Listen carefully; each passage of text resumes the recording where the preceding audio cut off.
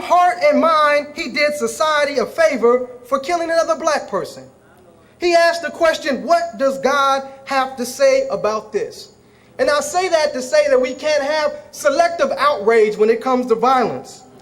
And I thought it was hypocritical of Chief Harper to call out the groups that he did to help when Justin Jackson happened and there was inconsistencies around his murder and the fact that he was left on the street for over 3 hours and a dog was put in the ambulance and we wanted to sit down and talk with him about that, we didn't get a call back. See, we're outraged, believe me. When a 15-year-old girl is murdered, we're outraged. But we're equally outraged when Officer Eric Tatusco, the same officer that pointed a gun in the face of 7-year-old Jocelyn Lawton, shoots and kills a mentally disturbed man. We're outraged. We're outraged when we see 2 young brothers shot down in Oakland at the McDonald's, but we're also outraged when you see an Officer Abel in a drunken rage beat and shoot a young man, an innocent young man on the south side of Pittsburgh. We're outraged on all of the murders that have caused Pennsylvania to lead the nation in black-on-black homicide, but we're also outraged that our families, friends, sons, and daughters are being shipped over to Iraq to fight an unjust war that's based on a lie. Well, this is a coalition against violence, period. Now, I want to close, thank you. I want to close with some words from the Honorable Minister Louis Farrakhan that I believe sums up the vision of this coalition of violence. He says, when we practice peace, there has to be certain laws that we follow in order to bring peace. I cannot steal from you, yet offer you peace. I cannot come into your house after your sister and desecrate your family, yet offer you peace. I cannot know that you are married and want your wife and offer you peace. I cannot sell drugs to destroy your household, yet offer you peace. If we mean peace, there has been too much hypocrisy around the word peace, then what supports our peace has to be principle. I treat you like you treat me. This is a code of righteous conduct. Peace with a righteous code supporting it produces love. I thank all those that sacrificed to come together in this coalition, especially those that went to meeting after meeting after meeting when most of us were too busy. That type of dedication and commitment is what's going to bring peace to our communities in Pittsburgh. Thank you very much. I greet you as I came in peace.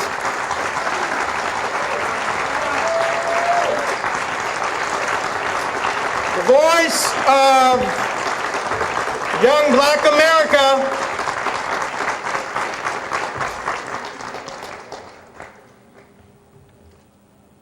Most of us in the room, if not all, are at some level Pittsburgh Steelers fans. One young man took his fame and used it to propel himself along with his credentials into a judicial seat. And as some of us saw him with tears coming down his face on the north side some months ago, after one of our young people was killed standing in the doorway, I knew, and we knew, he should write the foreword for the Coalition Against Violence document. He, from the sands of Hawaii, at the Pro Bowl, when most people were worried about having fun, maybe with a little urging of his wife, Joy, wrote most of the role of the athletes. Would you give a warm welcome to Judge Dwayne Woodruff.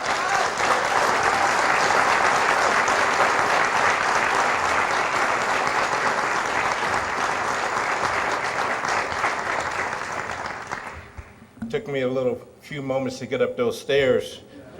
I started working out with my son yesterday, and My mind isn't as old as my body.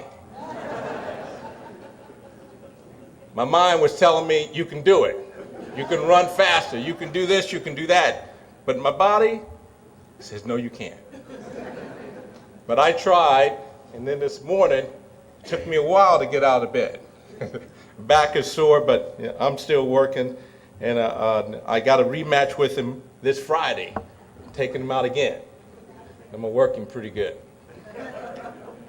But it's a great pleasure to be here and to see so many people here, particularly I see some from our judiciary that are here. Thank you for coming out. And I'm not sure if you recognize them already, but we have our president judge, Court of Common Pleas, Judge Joseph James, that is here.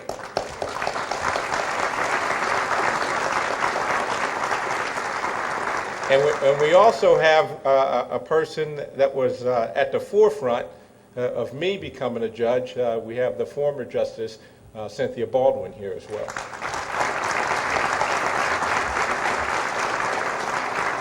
I'm not going to take much time. I just want to tell you a little bit about my day today. Today is a delinquency day. So I hear all the cases involving kids from my area of Allegheny County in regard to delinquency. Kids that are getting in trouble were arrested with the law, either with from disorderly conduct to criminal mischief to burglary to rape to firearms, all kinds of things. So I just took a toll when I was asked to come and speak today with the Coalition Against Violence as to how my day went. I had 27 cases involving 36 kids today. 20 of those kids were involved in violent crime.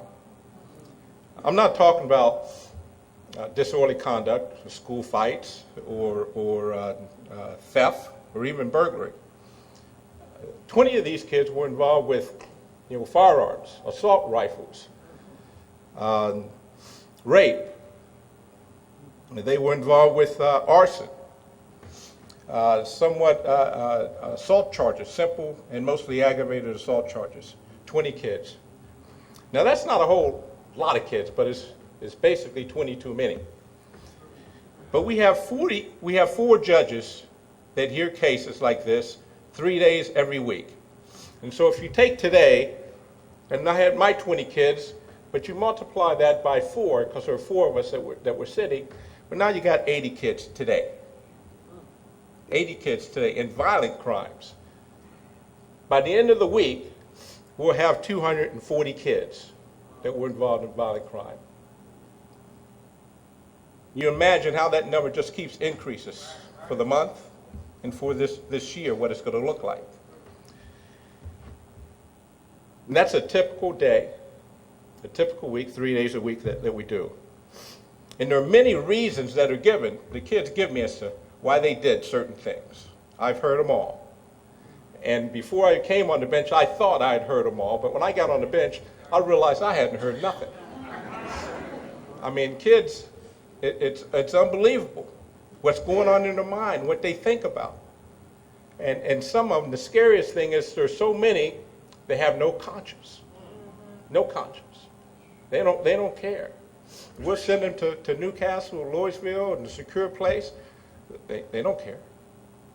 They don't care. And this is, and we're not talking about a placement, when we talk about juveniles in particular, we don't say we're sending them to prison. But that's exactly what this is. When I go to a place and I see fence and barbed wire, I consider that a prison. That's where we send some of these kids. Because they don't have a conscience. And I see them over and over again. Well, because there's so many reasons why kids do so many different things, it calls for a lot of solution. There is no one fixed cure here. You can't say, well, if we want to end gun violence, we want to end rape, we want to end arson and homicide, those things. There's not just one thing that we can do. Because there's so many reasons, so many other situations, so many different situations that kids are in. We have to look at that. And because there's not just one solution, because we always say, well, maybe we need to educate these kids more. And we do. Well, maybe we need to make sure that they have a father in the home. That would be a positive step. Maybe we need to make sure that the community and friends are involved to support these kids. Maybe we need to open up more youth facilities, gyms and things for kids. All those things are good and I believe need to be done. But we just can't pick one of them. Just can't say, okay, in this neighborhood, we're going to put 500 gyms. Everybody's going to have a basketball, football, baseball, or jump rope, or something, or a pom-pom in their hand, and that'll solve the problem. That's not true. But that's an effort. It's a step. They need a lot of different things. What we need is a team solution. A team solution. One of the purposes of this document, Coalition Against Violence, is to put together a team solution. They need celebrities and athletes. They need councilmen, judges, teachers. They need you and you and you. They need all these things to come together to help our kids. Because without it, we don't stand a chance. But more importantly, they don't stand a chance. We need to have all these things come together. Now, my wife doesn't particularly like this when I put together a situation and I compare it to football. And when I told her I was going to say something about that, she goes, oh, not again. But that's me. I've been an athlete since I was yay high. And I learned a lot from athletics. So I want to tell you a little something for you to use your imagination with. First of all, when Tim talked about most of us here being Steeler fans, I know that was a mistake. I think aren't you all Steeler fans here? Well, all right. Now the Pittsburgh Steelers have won 5 Super Bowls, 5 of them. And so I'm not sure where you were, but when the last one was in Detroit, I was there. Took my whole family. Well, Joy doesn't go with me. She don't like that kind of thing. But took all the kids. We're all in Detroit. And my first one that I actually got to go to was in 1979 when the Steelers won their 4th Super Bowl. And I was a part of that team. And it was a great experience. Can you remember where you were doing one or more of those Super Bowls and what you felt like and what you think the city felt like? What do you think? How'd you feel? Excited, happy, huh? I mean, I can tell it even on the Sunday. After a game, if the Steelers won and I walk downtown, I mean, the city is alive and vibrant. The Steelers lose and I walk downtown, man, it seems like everybody just staying indoors. They don't even want to come out.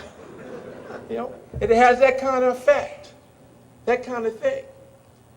And so when you have those things and that happy times, that's an amazing thing. And if you happen to have to go to one of those games and you watch, you could see how hard of victories cost. You have to work awfully hard. It's not an easy thing. Everybody, when they start the season off, everybody, if you're going to have a successful season, and everybody has that same goal of reach it and winning the Super Bowl. And if you don't do that, you fell short somewhat. And so here the Steelers, we've come and won this thing 5 times. But you got to think how hard it was. And just imagine now that doing one of those Super Bowls, or in fact doing all 5 of those Super Bowls, instead of having a defensive lineman out there like Joe Green, we didn't have anybody. Just left that spot vacant. Instead of having a quarterback like Terry Bradshaw or somebody of that caliber, we just left that part empty. We didn't have a quarterback. Right? Instead of having a defensive back like yours truly, Dwayne Woodruff. we just decided we're going to leave that part blank. Right? How many Super Bowls do you think the Steelers would have won? 0. Wouldn't have won anything. Because you can't leave a piece out. You got to have everybody in there together. And there's room for everybody. If we want to come together, we want to stop violence, we need everybody. We need our whole team in the game. We can't have guys on the sidelines